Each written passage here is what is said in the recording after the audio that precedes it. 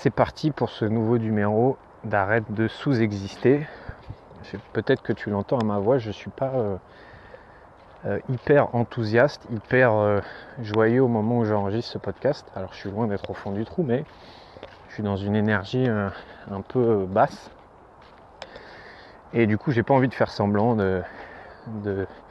d'être hyper motivé, d'être hyper enjoué, et de faire comme si, comme je suis un coach et comme j'accompagne des gens et que je fais un podcast, je dois toujours être au top. Je pense qu'il y a un an, j'aurais certainement fait ça. J'aurais utilisé une fausse bonne humeur, un faux enthousiasme pour faire croire que j'étais toujours au top. Et justement, ça va être le sujet de ce podcast. Plus j'avance et plus j'apprends à accepter que l'être humain, il a des hauts et des bas. Que même quand tu te construis une vie la plus inspirante possible, c'est un fantasme de croire que tu n'auras jamais des bas quand tu auras atteint un certain niveau d'épanouissement ou d'inspiration. Et de comprendre que toute ta vie, même si tu fais des choses qui t'inspirent, même si tu t'es créé une vie sur mesure, tu auras quand même des périodes où tu manqueras d'énergie, tu auras quand même des périodes où tu manqueras de motivation, tu auras quand même des périodes où tu te sentiras pas au top.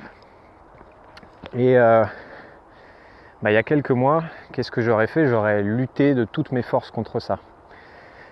En plus, j'ai mon côté sportif qui veut être performant, qui veut être au top. Et donc, il y a quelques mois, dès que je sentais une baisse d'énergie, une baisse de motivation, le peu d'énergie que j'avais justement, je l'investissais pour justement me battre contre ça. Parce que je me disais non, j'ai pas le droit de pas avoir d'énergie, il faut que je me bouge, il faut que je me mette un coup de pied au cul, il faut, etc., etc. Et donc je développais ce que j'appelle la maladie de la double peine. C'est quoi la maladie de la double peine ? C'est quand tu rajoutes une couche d'inconfort à l'inconfort. La maladie de la double peine, c'est quand tu te mets à être en colère d'être en colère. C'est-à-dire que tellement que tu n'apprécies pas d'être en colère, tu es déjà en colère, et tu es en colère d'être en colère contre toi-même. C'est être triste d'être triste. C'est-à-dire, je sens que je suis triste et je trouve que c'est pas normal d'être triste et du coup ça me rend triste d'être triste. Donc c'est comme si tu avais une tartine d'inconfort et que tu rajoutais par-dessus une couche d'inconfort. Et donc là, avant, c'est ce que je faisais quand j'avais des moments de down, c'est je les acceptais pas, je résistais contre ça, et comme j'ai dit dans un précédent podcast, ce contre quoi tu résistes persiste, et puis plus tu résistes, plus ça va lui donner de la force. Et donc c'est ce que je faisais avant, et du coup, ça me donnait encore moins d'énergie, parce qu'en fait, le peu d'énergie que j'avais, ça me le puisait encore plus. Et donc, la question c'est, qu'est-ce que je fais maintenant ? Qu'est-ce que je fais maintenant pour gérer ces périodes-là ? T'entends sûrement du bruit autour de moi parce que je suis en train de marcher, il y a du monde autour de moi. Et donc, qu'est-ce que je fais maintenant ? La première étape pour moi, c'est accepter cette période-là. Comprendre que, encore une fois, toute ma vie, j'aurai des ups et des downs, même si j'ai une vie qui est très très inspirante en ce moment.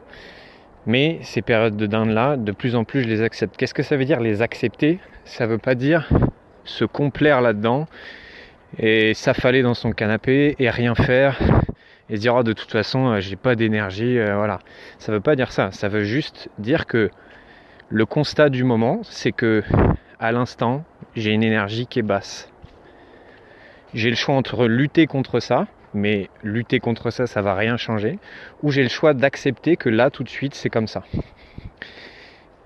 Et une fois que tu as accepté que c'est comme ça, qui est la première étape, ensuite ça n'empêche pas de passer à l'action et de s'adapter pour pouvoir élever ce niveau d'énergie. Mais la première étape, c'est déjà accepter que c'est là et ne pas lutter contre ça. Moi, comment je fais, et je dis pas que c'est la solution pour tout le monde ou qu'il n'y a que comme ça qu'on peut faire, mais tu vois, typiquement là ce que j'ai fait, c'est que j'ai cassé ma routine. C'est-à-dire que je devais aller travailler dans mon bureau. Au final, j'ai décidé d'enregistrer ce podcast, d'aller dehors, de me changer les idées pour que ça me mette dans une autre énergie. Et ce que je fais de plus en plus dans ces moments-là où je sens que ça baisse un peu en énergie, je fais des choses justement qui ont l'habitude de me mettre en énergie. la plupart du temps ça passe par le corps, c'est-à-dire que quand tu agis sur le corps, quand tu changes ta physiologie, en fait tu changes ton état interne, tu changes comment tu te sens, tu changes ton niveau d'énergie. Ça peut être par la musique.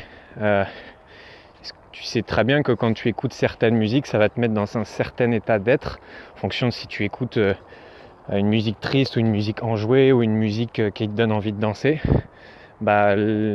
Écouter de la musique, c'est ce qui va changer moi, mon état d'être. Faire bouger mon corps, ça peut être faire 10 pompes, ça peut être... récemment, je me suis acheté un trampoline où dès que je sens que mon niveau d'énergie il baisse, je vais prendre le trampoline, je saute pendant 30 secondes, 1 minute, et là mon niveau d'énergie remonte. Et tu as plein d'autres petites astuces comme ça où tu vas pouvoir prendre le contrôle de ton niveau d'énergie. Ça ne veut pas dire que tu vas retrouver un niveau d'énergie où tout d'un coup tu vas te sentir au top, et l'idée c'est pas de se dire du coup je vais une nouvelle fois lutter contre ça parce que j'accepte pas. C'est de dire ok, je suis dans un down, j'accepte d'être dans un down, je vais quand même m'adapter pour essayer que le down il soit le moins down possible.